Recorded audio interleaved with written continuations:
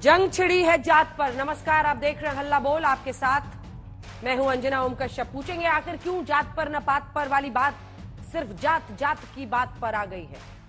हम पूछेंगे कि क्यों इधर भी जाति की बात हो रही है, उधर भी जात की चर्चा है। आखिर जाति में से कौन सी चमत्कारी ताकत है? समझ गए होंगे आप, चमत्कारी ताकत है जो इसे अक्सर सियासत का सबसे फेवरेट हथियार बनाती है। आखिर क्यों लोकसभा चुनाव के पहले जाति जनगणना की बातें हो रही थी और क्यों लोकसभा नतीजों के बाद भी ये जारी है। हल्ला बोल में ये जानने की कोशिश करेंगे कि ऐसा क्या है विपक्ष जाति जनगणना की बात पर अड़ा है। हम ये भी जानने की कोशिश करेंगे कि कहीं ऐसा तो नहीं कि सत्ता पक्ष में जातियों की गिनती या जाति जनगणना की बातों से घबराहट है। ये रिपोर्ट देखिए, फिर चर्चा की शुरुआत करें।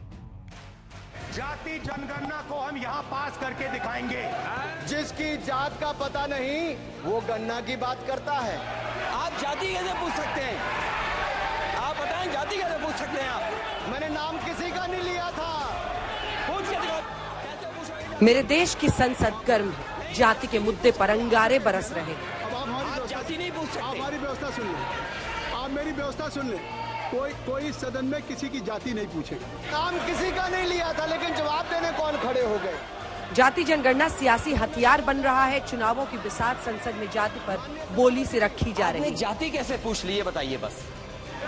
घटना कल की है, बवंडर आज भी जारी है। पूर्व केंद्रीय मंत्री अनुराग ठाकुर बीते दिन संसद में बोल रहे थे, कहा जिसको जात नहीं पता वो गणना कराना चाहते हैं।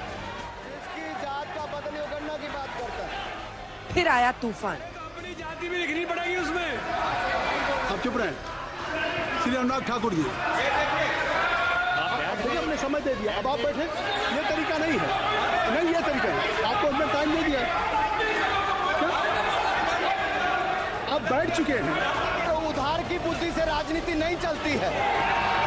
उधार की बुद्धि से राजनीति नहीं चलती। गुस्से का सैलाब अब चढ़ गया है मान अपमान पर घमासान। माननीय सभापति जी, जिसकी जात का पता नहीं वो गणना की बात करता है। RG1 ने ओबीसी को आरक्षण देने का विरोध किया था।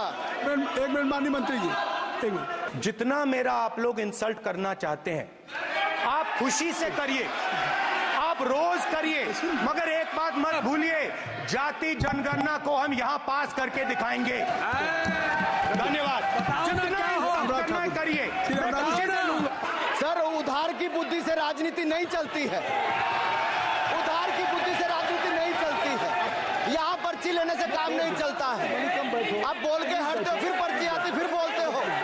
सर, मैंने कहा था कि जिसको जात का पता नहीं वो गणना की बात करता है। मैंने नाम किसी का नहीं लिया था। अनुराग ठाकुर जी ने मुझे इंसल्ट किया है, मगर मैं अनुराग ठाकुर जी से कोई माफी नहीं चाहता हूं। मुझे कोई माफी की जरूरत नहीं है। मैं लड़ाई लड़ रहा हूं। जितनी आपको गाली देनी है, मैं आपसे कभी माफी नहीं मांगूंगा। मुझे आपकी माफी नहीं चाहिए। सीधी लोकसभा से बीजेपी सांसद राजेश मिश्रा ने कहा जाति बतानी पड़ेगी गणना में। फिर आया अखिलेश को गुस्सा।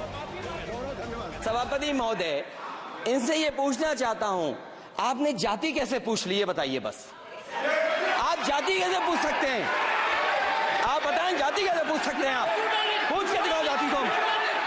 आप जाति कैसे पूछोगे तुम? अनुराग ठाकुर जी ने मुझे इंसल्ट किया है, और विपक्ष का गुस्सा आज भी कायम। और बीजेपी पूछ रही है, सबका जात पूछने वाले इतना क्यों भड़क रहे हैं?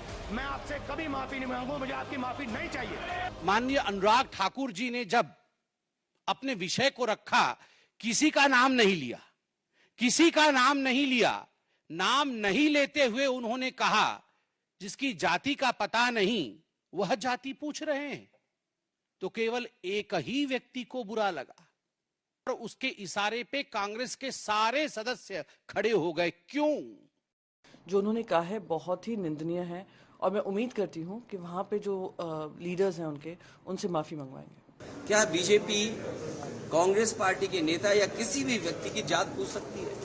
हम और आप लोग कभी व्यवहारिक मजाक करते हैं तो उसमें चलो एक बार को कोई बात मजाक में चली जाए, लेकिन सदन में जो शब्द का इस्तेमाल हुआ था, मुझे तो ये लगता है अनुराग ठाकुर जी को कहा गया है कि 99 बार गाली खा कर के आओ आप सदन में, तब आप मंत्री बनोगे। ये कांग्रेस पार्टी और कुछ लोगों ने देश को कमजोर करने के लिए एक षड्यंत्र रचा हुआ है।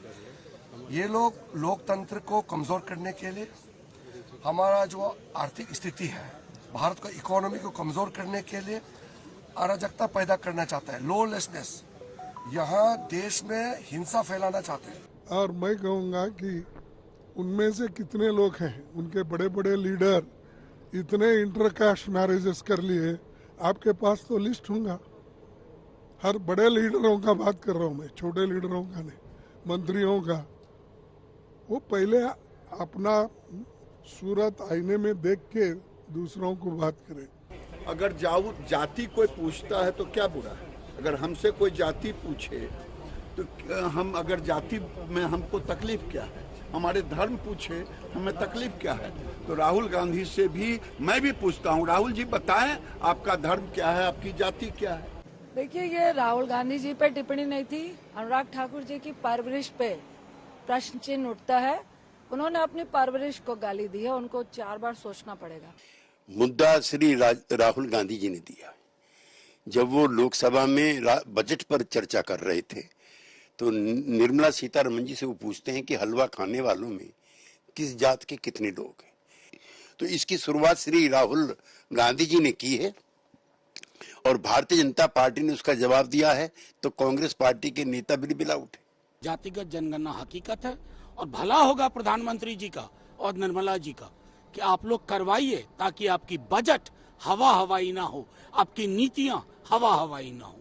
आप कहते हैं कि हिंदुस्तान को यह जानने का अधिकार है कि किस जाति के लोग सर्वाधिक सैनिक के रूप में हैं।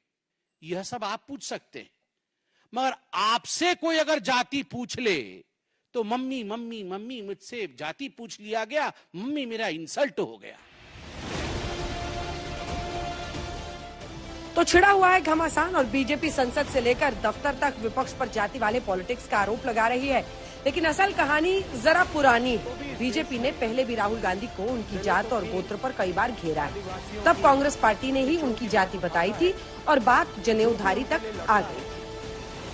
देश जानना चाहता है कि आप किस जाति के हो। ओबीसी ओबीसी ओबीसी आपके नाना नेहरू जी ने ओबीसी को लिख दिया कि नहीं मिल सकता आरक्षण, दादी ने नहीं दिया आरक्षण, अब ओबीसी ओबीसी चिल्ला रहे हैं। कि ना केवल कांग्रेस उपाध्यक्ष श्री राहुल गांधी हिंदू धर्म से हैं, परंतु वो जनेऊ धारी हिंदू हैं। आपने जाति कैसे पूछ ली है बताइए बस। अब फिर से आइए 2024 में संसद में हंगामा हुआ। विपक्ष ने जाति पर राहुल गांधी का अपमान बताया। बीजेपी कह रही है कि राहुल अखिलेश तो पत्रकारों से जात पूछते रहे, ऐसे में अपनी जात पर इतना क्यों भड़क रहे हैं? कुछ दिनों पहले पत्रकारों की जाति पूछने का काम राहुल गांधी कर रहे थे। पूछ रहे थे आपका नाम क्या है, आपका नाम क्या है, बताइए आप किस जाति के। आप जाति जनगणना चाहते हैं और आप कह रहे हैं कि सदन के अंदर जाति पूछी नहीं जा सकती है, तो बाहर जाति कैसे पूछी जा सकती है? अब आइए आपको सुनाते हैं कि जिस घटना की चर्चा बीजेपी कर रही है वो क्या है। पिछड़े हो कि क्या? नाम क्या तुम्हारा? नहीं, नाम बताओ इनका क्या है, नाम बताओ। हाँ, मिश्रा जी। अरे मिश्रा जी, कुछ शर्म करो।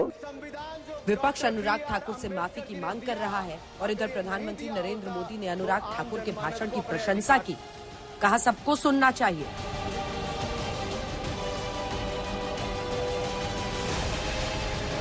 अनुराग ठाकुर ने शशि थरूर की किताब का जिक्र करते हुए कांग्रेस पर ही वार किया था। मैंने एक नई पुस्तक पढ़ी जो उनकी पार्टी के विद्वान सांसद, जो इस सदन के सदस्य भी हैं, उन्होंने लिखी है और उस पुस्तक का नाम है the great Indian novel. Rahul ji को अगर महाभारत और चक्रव्यूह के विषय में विस्तृत जानकारी लेनी है तो अपने उस सांसद से वो संपर्क कर सकते हैं। और मैं बताऊंगा, शशि थरूर जी ने, शायद वही राहुल गांधी जी को बता दें या बताएंगे, नहीं तो मैं बता देता हूं कि आपने महाभारत और भारत के स्वतंत्रता संघर्ष को मिलाकर जो उपन्यास लिखा है उसके पात्र कौन कौन है। इस उपन्यास में धृतराष्ट्र के रूप में किस नेता को दिखाया गया है कौरव किस पार्टी को कहा गया है, इस उपन्यास में प्रिय दुर्योधनी कौन है। जब राहुल जी को इसका पता चलेगा तो मुझे लगता है कहीं ना कहीं शशि थरूर जी पर कार्रवाई ना हो जाए। इस उपन्यास के मुताबिक जिस पार्टी के सर्वे सर्वा आप हैं, उस उपन्यास के वही कौरव पार्टी है। और ये कह रहे हैं कि जिन्होंने 15 अगस्त 1947 को उस समय वो सत्ता ली थी, वो धृतराष्ट्र थे। तो धृतराष्ट्र किसको कहा गया? वोटर सावधान, देश की संसद में चुनाव का खेल चल रहा है, बिसात जाति की। आज तक जनगणना को हम यहाँ पास करके दिखाएंगे। आज इसी पर चर्चा करेंगे। अजय आलोक जी प्रवक्ता बीजेपी के हमारे साथ इस चर्चा में जुड़ रहे हैं। हमारे साथ अखिलेश प्रताप सिंह साहब प्रवक्ता कांग्रेस पार्टी के जुड़ रहे हैं। मृत्युंजय तिवारी जी प्रवक्ता आरजेडी के, राजीव रंजन जी प्रवक्ता जेडीयू के। अजय आलोक जी, आपको नहीं लगता है कि जाति पर जितनी बहस होगी चक्रव्यूह में फंसेगी आपकी पार्टी? क्योंकि देखिए, यही वो मुद्दा है जिस पर उत्तर प्रदेश में आप ही लोग कहते हैं ना कि भ्रमित किया गया कि हम आरक्षण खत्म कर देंगे।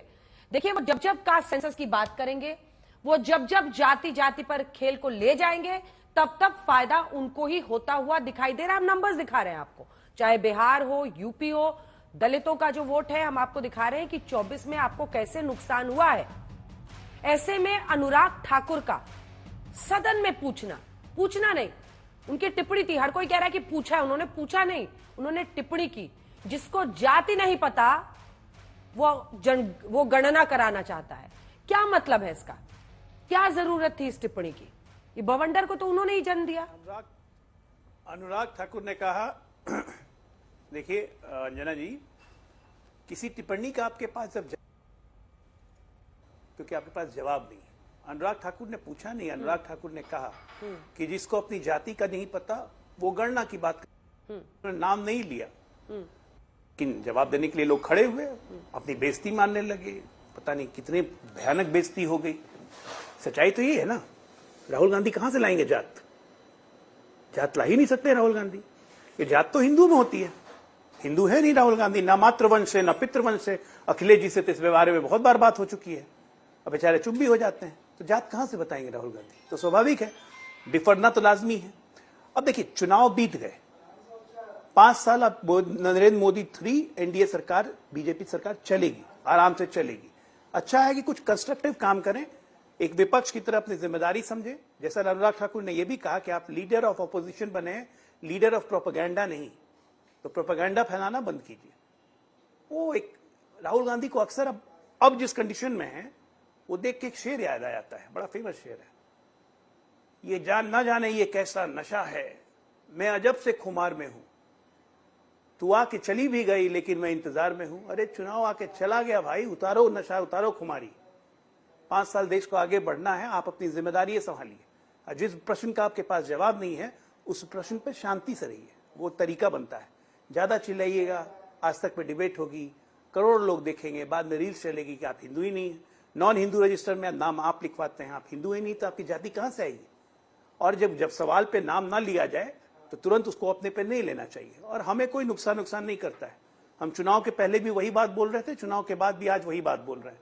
चुनाव के पहले 10 साल नरेंद्र मोदी पार्ट 1 पार्ट 2 ने इस देश की जड़ों को मजबूत किया, नींव को मजबूत किया, और अब समय है इस जब मजबूत जड़ और नींव पर एक मजबूत व्यवस्था खड़ी करना, मजबूत भारत खड़ी करना। प्रधानमंत्री जी, वित्त मंत्री जी, इस देश का बजट चंद्रमुखी उद्देश्य की बात करता है, हम लोग उसी पे काम कर रहे हैं, लेकिन इनको संसद को डिस्टर्ब करना है। राहुल गांधी की जाति पर एक सेकंड जी, चूंकि आप इसको इतनी मुखरता से उठा रहे हैं, राहुल गांधी की जाति पर इस देश में सामाजिक न्याय की धुरी टिकी हुई है। मतलब वो किस जात के हैं नहीं है, ये क्यों जरूरी है इस देश के लिए साहब?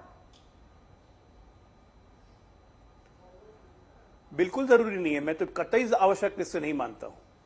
लेकिन ऐसे ऐसे लोगों को एक्सपोज करना जरूरी है जिन्होंने हमेशा इस देश की सामाजिक न्याय की व्यवस्था को ध्वस्त किया है।